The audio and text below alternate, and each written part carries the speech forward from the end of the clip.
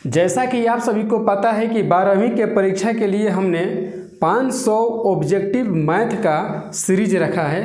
ये उसका दूसरा वीडियो है, दूसरा पार्ट का वीडियो है। पहले पार्ट में हमने 1 से लेकर 15 क्वेश्चन तक का सॉल्यूशन कर दिए हैं, तो आप उस वीडियो को भी देख सकते हैं। अगर आप चाहते हैं कि 2023 एग्ज़ाम में अधिक से अधिक नंबर ला सकें, अपने परिवार का सपना पूरा कर सकें, तो आप इस 500 क्वेश्चन को सॉल्व कर लीजिएगा। तो मेरा दावा है कि 50 में 50 क्वेश्चन आपका सही होगा। इसी में से आपका क्वेश्चन होगा। ये जो 500 क्वेश्चन हम लिए हैं वो आपके प्रीवियस ईयर क्वेश्चन है, क्वेश्चन बैंक का क्वेश्चन है और मॉडल सेट का क्वेश्चन है। तो आप इस वीडियो को पूरे लास्ट तक देखिए ताकि आपका अधिक से अधिक अंक आ सके। तो चलिए इस वीडियो को स्टार्ट करते हैं क्वेश्चन नंबर 16 से।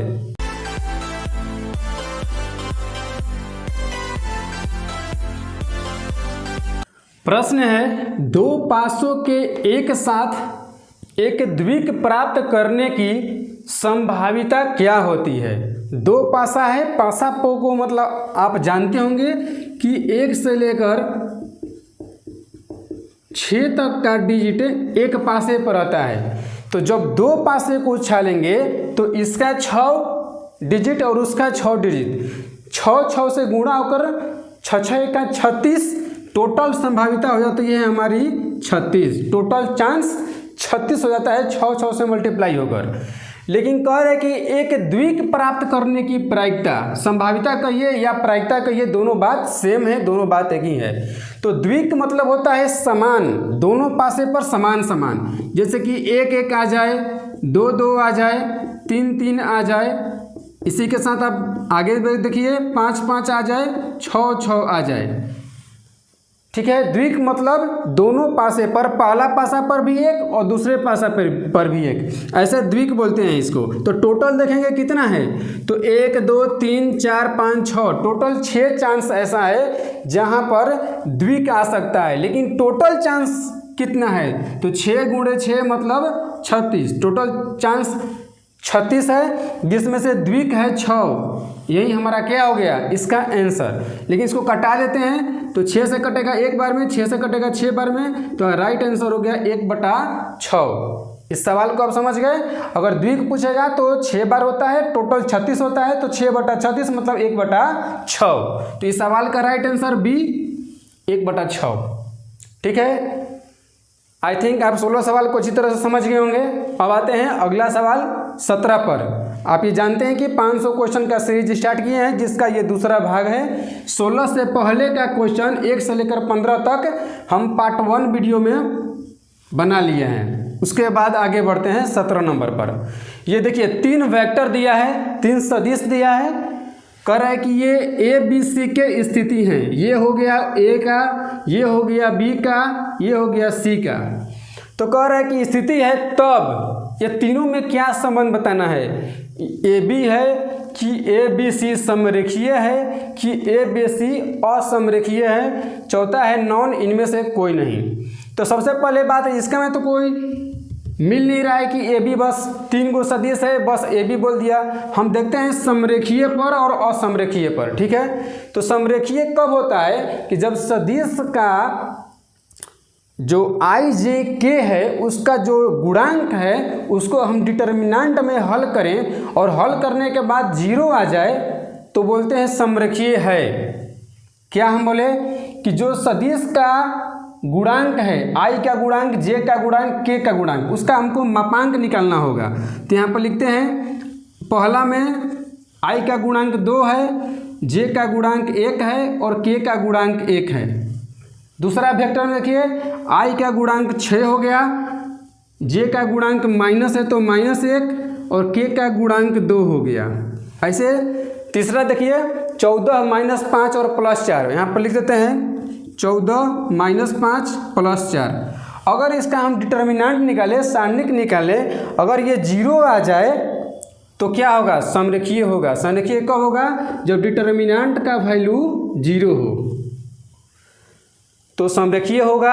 अगर डिटर्मिनेंट का वैल्यू 0 न आए माइनस में आए या प्लस में आए तो असमरेखीय हो जाएगा। समरेखीय कहने का मतलब है एक ही रेखा पर 3 बिंदु को बोलते हैं समरेखीय बिंदु। एक ही रेखा पर उस स्थित 2 या 2 से अधिक बिंदुओं को संरेखीय बिंदु कहते हैं। चलिए आगे देखिए।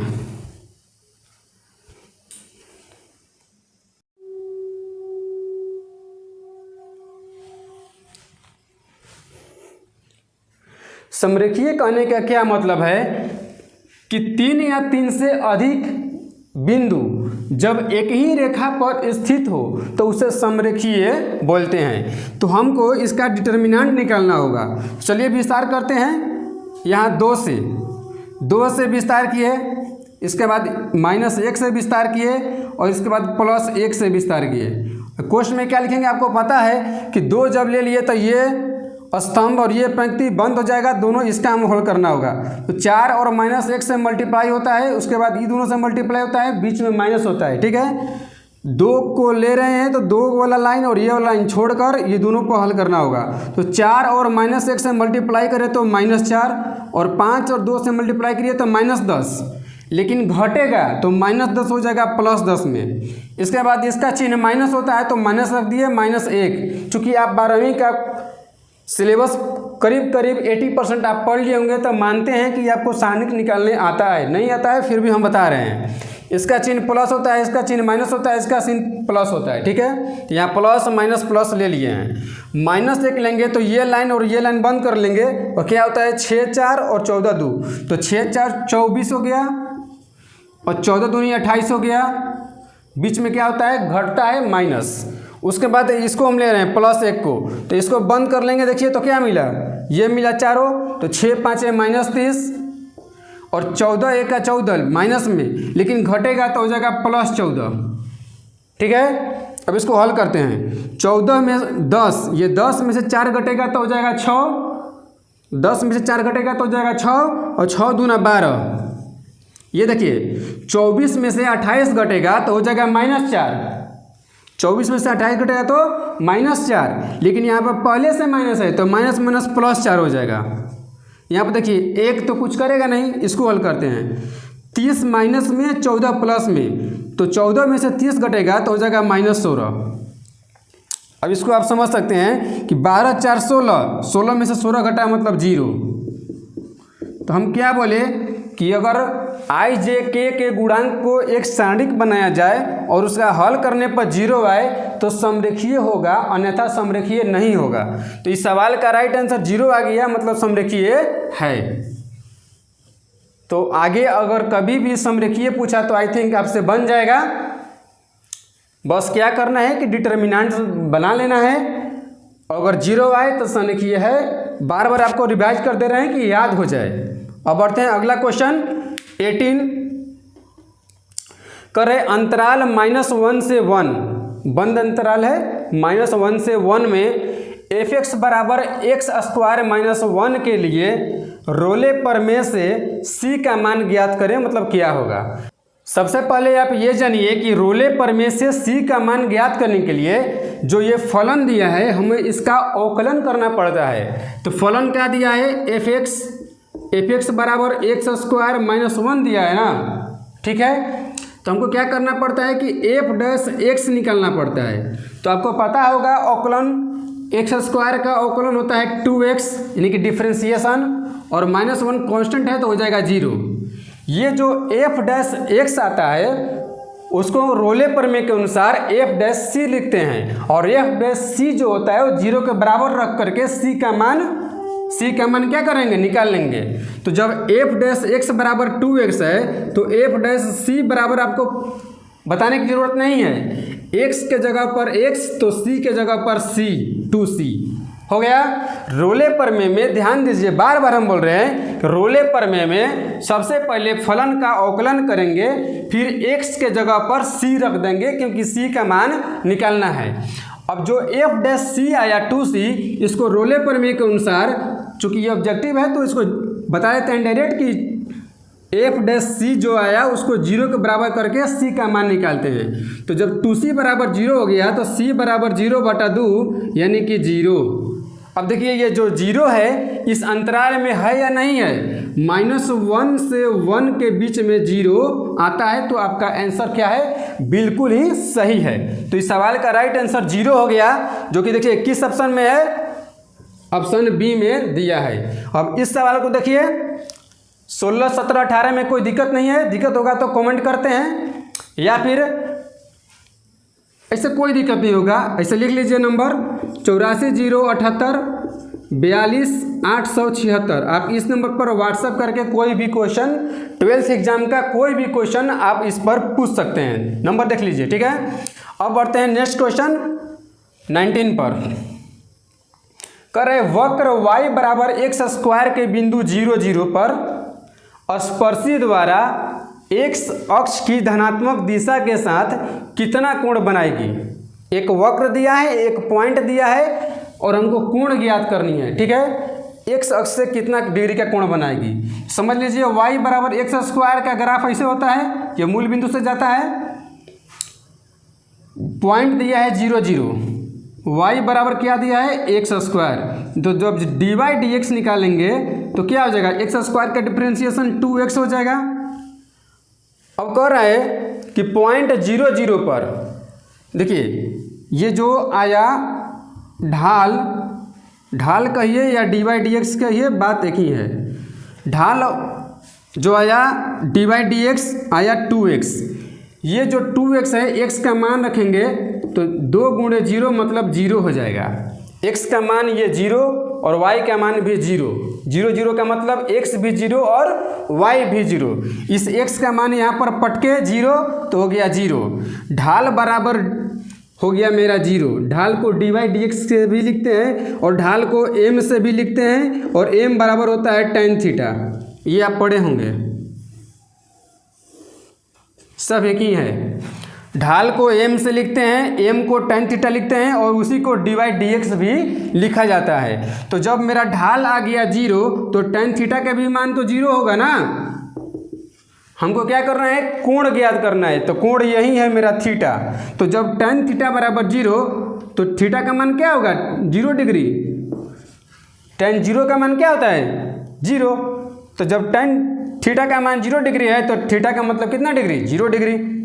तो इस सवाल का राइट आंसर 0 डिग्री, जो कि ऑप्शन बी में दिया है। आप इसको नोट कर लीजिएगा कि ढाल m से लिखते हैं, m को tan थीटा भी लिखा जाता है और ढाल को dy/dx भी लिखा जाता है। लेकिन dy/dx में आपका ढाल तब होगा जब x और y का मान आप रख देंगे। तो यहाँ तो डिफ्रेंसिएशन हुआ 2x, और जब इसका ढाल कब निकला, जब x का मान रख दिए 0। ठीक है, इस सवाल को आप देख लिए। अब बढ़ते हैं अगला सवाल 20 पर। प्रश्न है, यदि किसी त्रिभुज की 2 आसन भुजाएं, त्रिभुज की बात हो रही है, वेक्टर ए और वेक्टर बी हो तो इसका क्षेत्रफल क्या होगा। समझ लीजिए वेक्टर वाले चैप्टर में कह रहा है कि यदि 2 आसन भुजा वेक्टर ए और वेक्टर बी हो तो इसका क्षेत्रफल क्या होगा। तो इसका क्षेत्रफल होता है 1/2 vector A cross vector B का मापांक। इतना तो ये जनरल फार्मूला है।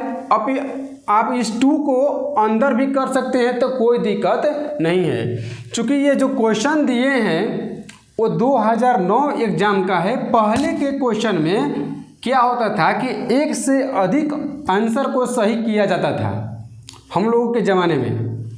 तो ये उसी का क्वेश्चन है, यहाँ पर 1 से अधिक आंसर सही होते थे, इस क्वेश्चन में भी होंगे। ठीक है, तो क्या देखिए पहला जो ऑप्शन है इस तरह का दिख रहा है, नहीं दिख रहा है तो ये आंसर नहीं होगा। दूसरा ऑप्शन देखिए, बाटा में 2 होना चाहिए, vector A cross vector B होना चाहिए, तो ये हमारा क्या आता है, एरिया ऑफ ट्रायंगल। ठीक है, तो देखिए इसमें बाटा में 2 है, 1/2 vector A cross vector B, तो ये ऑप्शन मेरा सही है, त्रिभुज का क्षेत्रफल सही है। सी ऑप्शन में देखिए 1/2 इसमें भी है, vector A cross vector B, तो ये भी ऑप्शन सही है। अब आप ये मत सोचिएगा कि एक ही सवाल का 2 आंसर सही कैसे हो गया, हो जाएगा क्योंकि दोनों एक ही हैं। पहले के 2009, 10, 11, 12 के एग्जाम में ऐसा होता था कि एक ही सवाल का दो आंसर सही करना पड़ता था, आपको 2 नंबर मिलता था। देखिए तीसरा में क्या है कि 1/2 vector A cross vector B, इसमें भी वही बात है, सेम टू सेम। तो यानी कि यहाँ पर 3 ऑप्शन सही है। तो अगर ये क्वेश्चन एग्जाम में आएगा तो इसको ऐसे लिखेंगे 20 का बी ऑप्शन भी सही है, सी ऑप्शन भी सही है और डी ऑप्शन भी सही है, ऐसे बनाया जाता था। तो आप आई थिंक आप इस क्वेश्चन को समझ गए होंगे। जब भी 2 वेक्टर दिया हो भुजा, मतलब 2 भुजा दिया हो वेक्टर के रूप में, तो उसका क्षेत्रफल इतना होता है 1/2 vector A cross vector B का मापांक। अब देखते हैं अगला क्वेश्चन 21। आप इस क्वेश्चन को तो समझ गए होंगे, ठीक है। करें यदि कोई रेखा एक्स वाई तथा जेड अक्षों के धनात्मक दिशा से एक्स अक्ष, वाई अक्ष और जेड अक्ष तीनों अक्षों से क्रमशः अल्फा, बीटा और गामा कोण बनाती है, तो हमें कॉस और साइन स्क्वायर दिया है, इसका संबंध ज्ञात करना है। तो आप ये फॉर्मूला समझिए कि अगर एक्स वाई जेड अक्षों से अल्फा, बीटा, गामा कोण बनाए तो उसका फॉर्मूला होता है cos square alpha plus cos square beta plus cos square gamma बराबर 1। ये जनरल फॉर्मूला है, इसको LMN से भी लिखा जाता है। ये सब दिक्कोज्याएं हैं। 3D के चैप्टर में क्या है, दिक्कोज्याएं हैं। तो इसको हम L से लिखते हैं, इसको M से लिखते हैं, इसको N से लिखते हैं, ठीक है। तो इसको ऐसे भी लिखा जाता है L square plus M square plus N square बराबर 1। ये भी एग्जाम में पूछता है, जैसे ये पूछा ना वैसे ये भी पूछता है कि L square M square plus N square का मान क्या होता है। ऑप्शन में रहेगा 0 1 2 3। तो आप ध्यान से एक को बना कर आइएगा, ठीक है।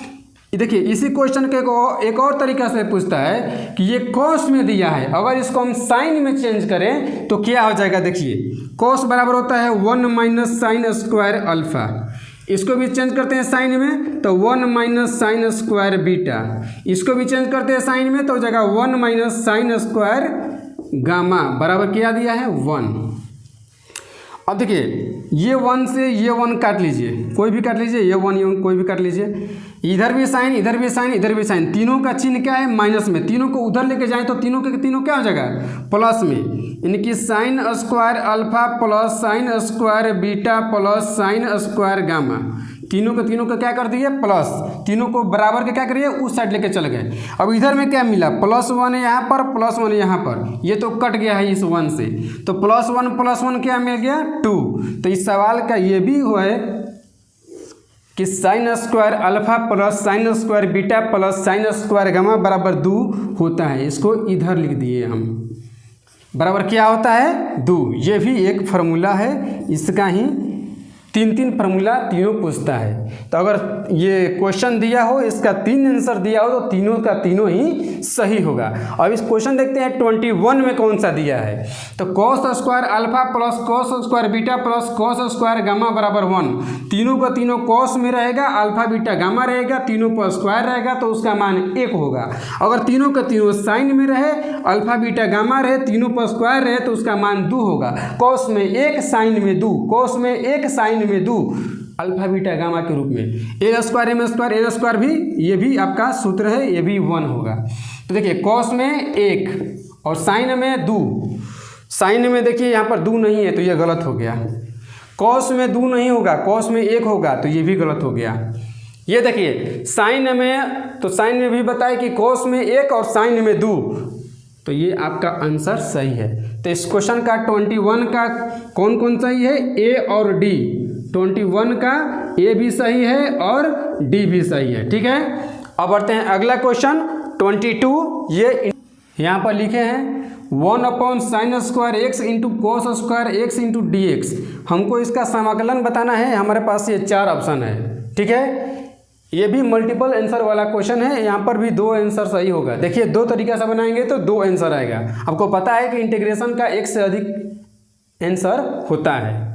तो इस सवाल को देखते हैं। पहले sine square x into cos square x है। सबसे पहले आपको ये पता होगा कि 1 को हम लिख सकते हैं sine square x plus cos square x, 1 को लिखे हैं, आप क्लास 10th में पढ़े हैं ना, sine square x plus cos square x बराबर 1। ऐसा क्यों किए? क्योंकि नीचे वाला यही है, इसी फॉर्मेट में है, इसलिए हम ऐसा किए। dx है तो dx कर दिए, ठीक है। अब प्लस ले इधर एक है, प्लस ले उधर एक है, दोनों में डिवाइड करते हैं तो क्या हो जाएगा, साइन स्क्वायर एक्स बटा में sine square x into cos square x, plus है तो प्लस कॉस स्क्वायर एक्स बटे में sine square x into cos square x, सब पर dx, सब पर समाकलन। तो देखिए ये साइन कट जाएगा और यहाँ पर कॉस कट जाएगा। तो देखिए नीचे में कॉस है, ऊपर में जाएगा तो क्या हो जाएगा, सेक हो जाएगा। नीचे में कॉस है, ऊपर में जाएगा तो सेक स्क्वायर एक्स, यहाँ पर प्लस है तो प्लस, नीचे में साइन स्क्वायर एक्स है, ऊपर में जाएगा तो क्या हो जाएगा, कॉसेक। साइन का उल्टा होता है कॉसेक, तो कॉसेक स्क्वायर एक्स हो जाएगा। सबका इंटीग्रेशन निकालना है। आपको पता है कि सेक स्क्वायर एक्स का इंटीग्रेशन tan x होता है, पता है ना, आप पढ़े होंगे सेक स्क्वायर एक्स का इंटीग्रेशन tan x। ये भी पढ़ोगे कि ये भी डायरेक्ट फॉर्मूला है, डायरेक्ट एग्जाम में भी आता है कि कॉसेक स्क्वायर एक्स का इंटीग्रेशन होता है माइनस कॉट एक्स, ठीक है। कॉसेक स्क्वायर एक्स का integration minus cot x, sec square x का इंटीग्रेशन tan x, ये प्लस माइनस होकर माइनस हो गया। आपको पता है कि इंटीग्रेशन है तो यहाँ पर कांस्टेंट c या k जोड़ देते हैं। तो इस सवाल का राइट आंसर आ गया tan x minus cot x plus c। देखिए तो कोई ऑप्शन में दिख रहा है tan x minus cot x plus c, option B में दिख रहा है। हम बोले कि इसका 2 आंसर होगा, तो दूसरा आंसर क्या है, इसके लिए हमको दूसरा मेथड से बनाना होगा। तो दूसरा मेथड से बनाते हैं, फिर सवाल को लिख लेते हैं। ये दूसरा मेथड हो गया 1 upon sine square x into cos square x dx, यही सवाल था। और आपको पता होगा एक फार्मूला कि साइन 2x बराबर होता है 2 sine x into cos x, ये पता होगा ना। इसी फार्मूला का यूज करके हमको इसको हल करना होगा। तो क्या करते हैं, ये स्क्वायर है तो यहाँ सब पर स्क्वायर करेंगे, तो इधर स्क्वायर तो इधर भी तो स्क्वायर होगा, तो 2 का वर्ग हो जाएगा 4, यानी कि हमको 4 यहाँ पर बुलाना होगा। 4 है नहीं, 4 को बुलाना होगा। तो देखिए क्या करते हैं, ऊपर नीचे 4 से मल्टीप्लाई कर देते हैं। यहाँ पर तो कोई दिक्कत नहीं है, 4 कट के बाद वहीं आ जाएगा, लेकिन हम 4 इसलिए बोला है क्योंकि ये फॉर्मूला बन जाए।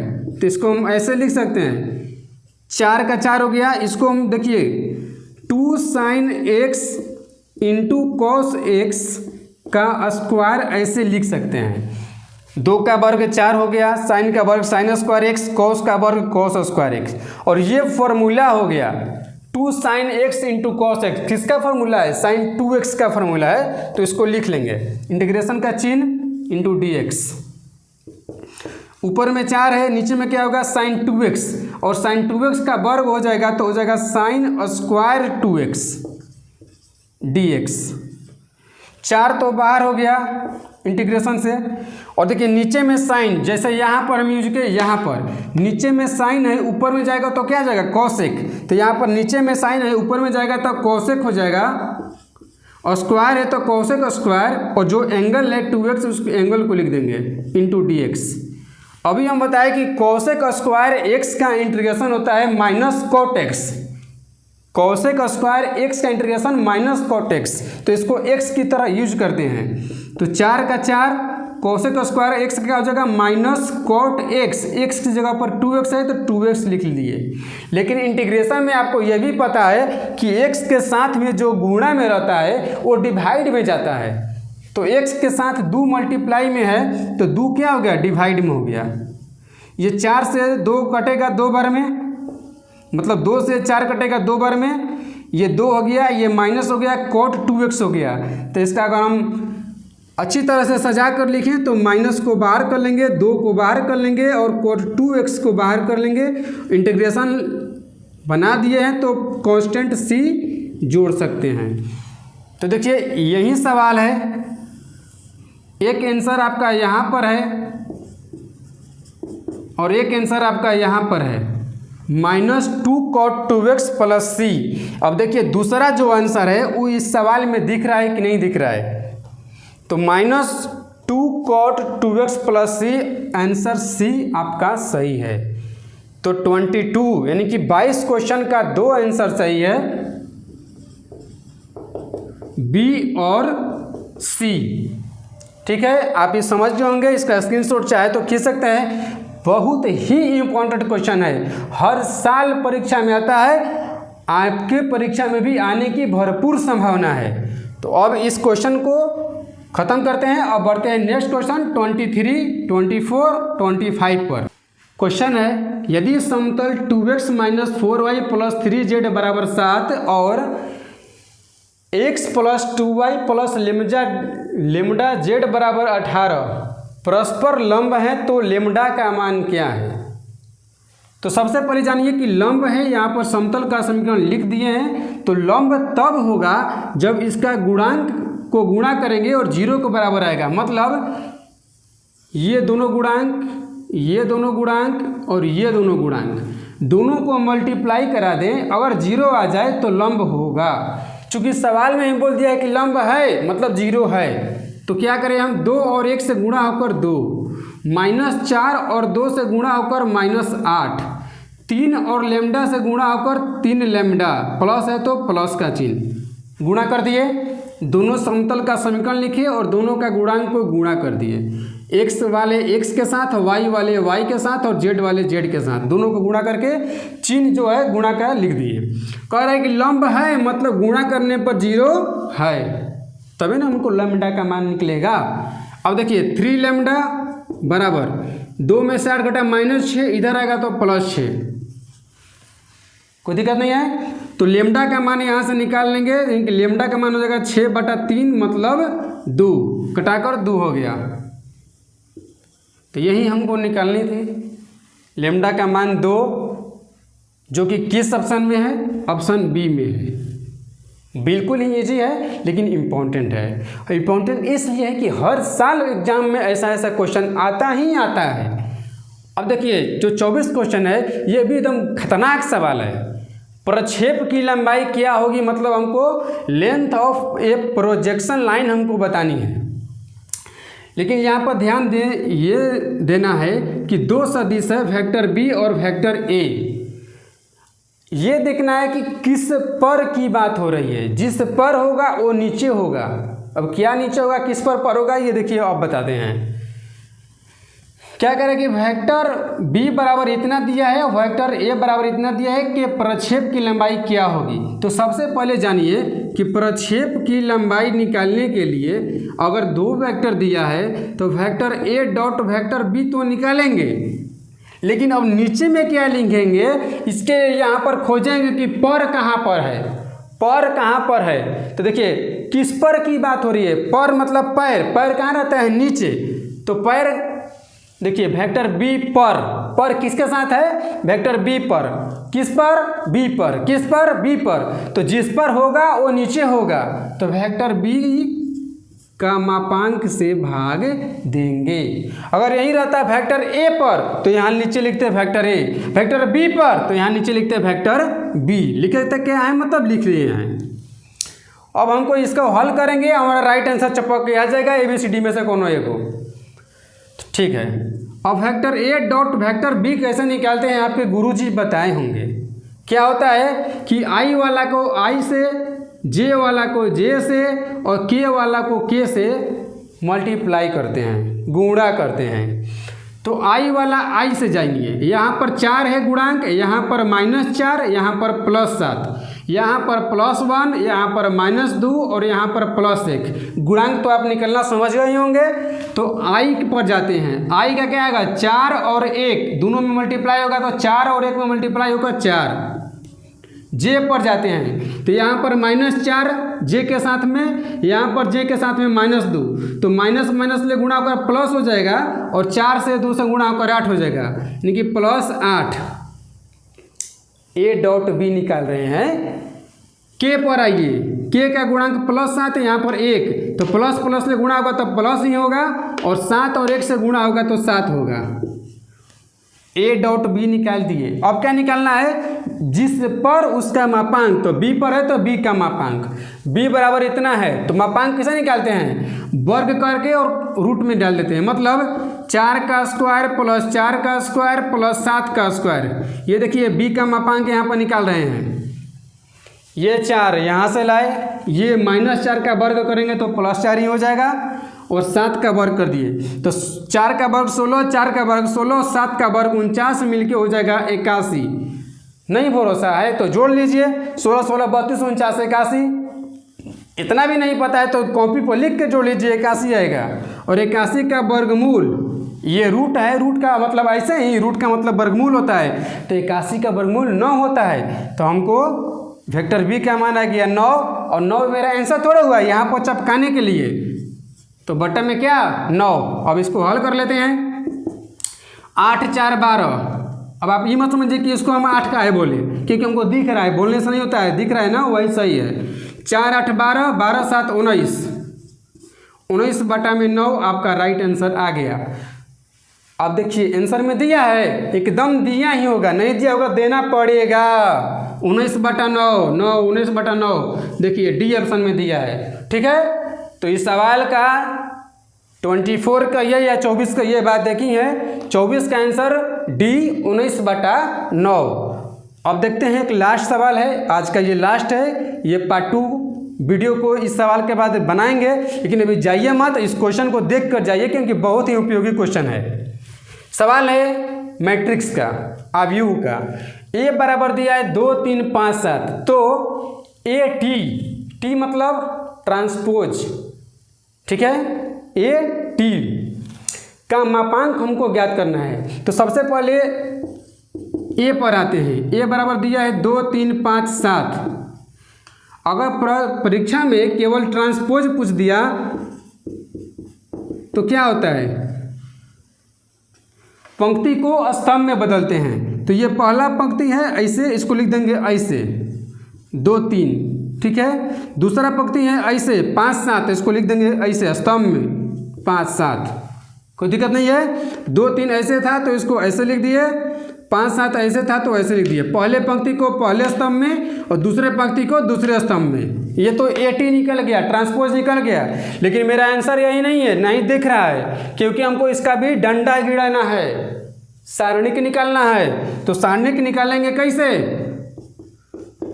ऐसे 2 5 3 7, इसको सारणिक में बंद कर दिए। अब इसको हल करेंगे ना तो क्या होता है, तिरछा तिरछी गुणा होता है, 7 दूना 14, 5 तिया 15, बीच में माइनस घटा देते हैं। तो 14 में से 15 घटेगा तो क्या हो गया, -1। उल्टा मत करिएगा, ये ना कि पहले हई फिर हई तो गलती हो जाए। पहले हई 7 दूना 14, 5 तिया 15, पहले ई 7 दूना 14 और 5 तिया 15 घटा ही देंगे तो -1। तो इस सवाल का राइट आंसर ऑप्शन सी -1 आ गया। तो इस सवाल का तो आंसर आ गया, और ये मेरा वीडियो का लास्ट क्वेश्चन था, आपको बता दिए थे। तो अब जाने का वक्त हो चुका है, लेकिन जाइए मत, एक बात सुनिए, 500 क्वेश्चन का सीरीज रखे हैं, इसका ये दूसरा पार्ट है, और अगले दिन फिर इसका तीसरा पार्ट उपलब्ध हो जाएगा।